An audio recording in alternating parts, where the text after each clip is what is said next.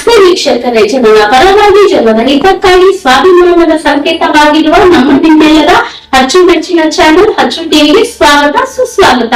ವೀಕ್ಷಕರೇ, ವಿಶೇಷವಾದ ದಿನ ಏನೇಳಿ ರಾಮನವಮಿ. ಈ ರಾಮನವಮಿ ಅಂದು ನಾವು ರಾಮನ ಪೂಜೆ ಮಾಡಿ ರಾಮನ ಒಲಿಸ್ಕೊಂಡ್ರೆ ಖಂಡಿತ ನಮ್ಮ ಜೀವನದಲ್ಲಿರೋ ಕಷ್ಟನ ಹೋಗ್ಲಾಡಿಸಬಹುದು, ಮತ್ತೆ ಅಷ್ಟೈಶ್ವರ್ಯನ್ನು ನಮ್ ಕೈ ಲಭಿಸ್ಕೊಬಹುದು. ಆದ್ರೆ ಹೇಗೆ ಈ ರಾಮ ಪೂಜೆ ಹೇಗೆ ಮಾಡೋದು, ಅದು ವಿಧಿ ವಿಧಾನವನ್ನು ಎಲ್ಲರ ಇವತ್ತು ಈ ವಿಡಿಯೋಗಳನ್ನ ನೋಡೋಣ ಬನ್ನಿ. ವೀಕ್ಷಕರೇ, ನಾನು ಹೇಳಿದೆ ಇವತ್ತು ತುಂಬಾ ವಿಶೇಷವಾದ ದಿನ.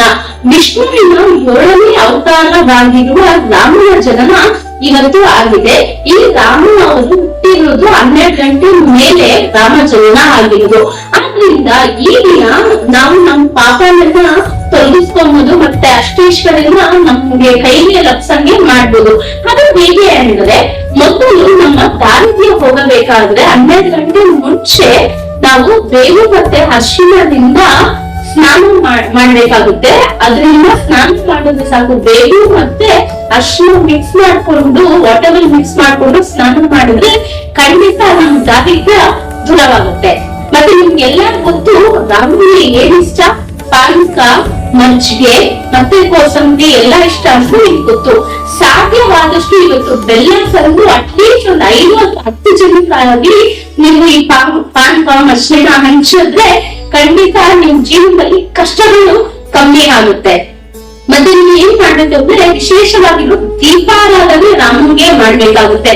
4 ದೀಪ ನಿಟ್ಟು ನೀವು ಆರಾಧನೆ ಮಾಡ್ಬೇಕಾಗುತ್ತೆ. ಅದ್ರಲ್ಲೂ ಬಾಳೆಹಣ್ಣಿನ ದೀಪ ನಿಟ್ಟು ನೀವು ಆರತಿ ಮಾಡಿದ್ರೆ ರಾಮನ್ಗೆ ಖಂಡಿತ ನಿಮ್ ಜೀವನದಲ್ಲಿ ಇರೋ ಕಷ್ಟ ದೂರವಾಗಿ ಅಷ್ಟೈಶ್ವರ್ಯ ನಿಮ್ಗೆ ಸೇರುತ್ತೆ.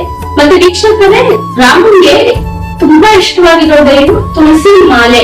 ಈ ತುಳಸಿ ಮಾಲೆಯನ್ನು ತಂದು ನಿಮ್ಮ ಕೈಯಲ್ಲೇ ಕಟ್ಟಿ, ಆ ಕಟ್ಟಬೇಕಾದ್ರೆ ರಾಮನ್ ಜಪ ಮಾಡ್ಕೊಂಡು ಕಟ್ಟಿ ಅದನ್ನ ರಾಮನ್ಗೆ ಧರಿಸೋದೇ ಸಾಕು. ನೀವು ಹೋಗಿ ಏನು ದೇವಸ್ಥಾನದಲ್ಲಿ ಧರಿಸ್ಬೇಕು ಅಂತ ಇಲ್ಲ. ನಿಮ್ ಮನೆಯಲ್ಲಿ ಏನಾದ್ರು ರಾಮನ್ ಫೋಟೋ ಇದ್ರೆ ಆ ಫೋಟೋಗೆ ನೀವು ಕಟ್ಟಿರುವಂತ ತುಳಸಿ ಹಾರನ್ನ ಹಾಕಿ 4 ದೀಪನ ಬೆಳಗಿಸಿದ್ರೆ ಸಾಕು, ಆ ರಾಮ ನಿಮ್ ಕೈ ಹಿಡಿತಾರೆ.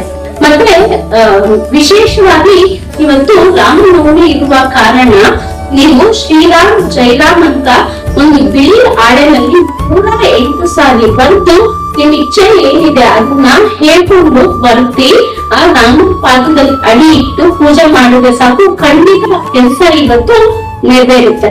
ವೀಕ್ಷಕರು, ನಾನು ಹಾಗಾದ್ರೆ ಹೇಳಿದೆ, ಈ ರಾಮನವಮಿ ದಿನ ರಾಮನ ನಾವು ಉಳಿಸ್ಕೊಬೇಕು ಅಂತ. ಆದ್ರೆ ಹೇಗೆ ಈ ರಾಮನ ಉಳಿಸ್ಕೊಳೋದು ಅಂತ ಅಂದ್ರೆ, ಒಂದು ಚಿಕ್ಕ ಮಾರ್ಗ ಇದೆ. ಹೇಗೆ ಅಂತ ಅಂದ್ರೆ, ಒಂದು ಬಿಳಿ ಹಾಳೆ ತಗೊಳ್ಳಿ.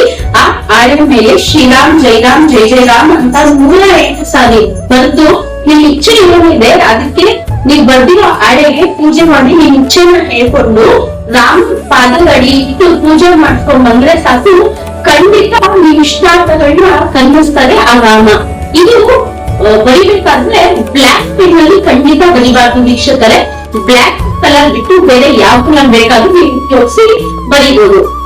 ಅದು ಆಗಿಲ್ಲ ನಿಮ್ಗೆ, ನಮ್ಗೆ ಇನ್ನ ರಾಮ ಬೇಗ ವರ ಕೊಡ್ಬೇಕು ಅಂತ ಅನ್ಸಿದ್ರೆ ವೀಳ್ಯದೆಲೆ ಇರುತ್ತಲ್ಲ, ಆ ವೀಳ್ಯದೆಲೆ ಮೇಲೆ ನೀವು ಕೇಸರಿಯಿಂದ ಶ್ರೀರಾಮ್ ಅಂತ ಬರ್ದು 108 ಎಲೆಗಳ ಮೇಲೆ ಕೇಸರಿಯಿಂದ ಶ್ರೀರಾಮ್ ಅಂತ ಬರ್ದು ಸಹ ಆ ರಾಮನ್ಗೆ ಮಾಲೆ ಹಾಕಿ ಮಾಡಿದ್ರೆ ಆ ಇಷ್ಟಾರ್ಥಗಳನ್ನು ಖಂಡಿತ ರಾಮ ಕಣ್ಣಿಸ್ತಾರೆ. ಮತ್ತೆ ನಮ್ಗೆ ಏನ್ ಹೇಳಿದೆ, ದೀಪ ಆರಾಧನೆ ಮಾಡ್ಬೇಕು ಅಂತ, ಮತ್ತೆ ಇಷ್ಟಾರ್ಥಗಳನ್ನ ಕಣ್ಣಿಸಕ್ಕೆ ಶ್ರೀರಾಮ್ ಜೈರಾಮ್ ಅಂತ ಬರಿಬೇಕು ಅಂತ ಹೇಳಿ ಇದನ್ನೆಲ್ಲ ನೀವು ಖಂಡಿತ ಮಾಡ್ಕೊಂಡ್ ಬಂದ್ರೆ ಖಂಡಿತ ಅದೇ ನಿಮ್ಗೆ ವರ ಕೊಡ್ತಾರೆ. ಕೆಲವು ಫ್ಯಾಮಿಲಿನಲ್ಲಿ ದೇವಸ್ಥಾನಕ್ಕೆ ಹೋಗಕ್ಕಾಗಲ್ಲ ಅಥವಾ ದೇಗುಲ ದೂರ ಇದೆ ಅಂತ ಅಂದ್ಬಿಡು, ಚಿಂತೆ ಇಲ್ಲ ವೀಕ್ಷಕರು. ಮನೆಯಲ್ಲಿ ಯಾವ್ದಾದ್ರು ವಿಗ್ರಹ ಅಂದ್ರೆ ರಾಮನ ಅವತಾರ ಇರೋ ವಿಗ್ರಹ, ವಿಷ್ಣು ಆಗ್ಲಿ ನಾರಾಯಣ ಆಗ್ಲಿ ರಾಮನ ಆಗ್ಲಿ ಯಾವ್ದಾದ್ರು ವಿಗ್ರಹ ಅವತಾರ, ವಿಷ್ಣುವಿನ ಅವತಾರ ಇರೋ ವಿಗ್ರಹ ತಗೊಂಡು ಫೋಟೋ ತಗೊಂಡು ಅದಕ್ಕೆ ನೀವು ಹೇಳಿದ್ದನ್ನೆಲ್ಲ ಪೂಜೆ ಮಾಡ್ಕೊಂಡ್ ಬಂದ್ರೆ ಖಂಡಿತ ನಿಮ್ ಇಷ್ಟಾರ್ಥಗಳು ಈಡೇರುತ್ತೆ. ಆ ಶ್ರೀರಾಮನ ಆಶೀರ್ವಾದ ನಿಮ್ಗೆಲ್ಲಾದ್ರೂ ಸಿಗಲಿ ಅಂತ ಬೇಡ್ಕೊಂತೀನಿ.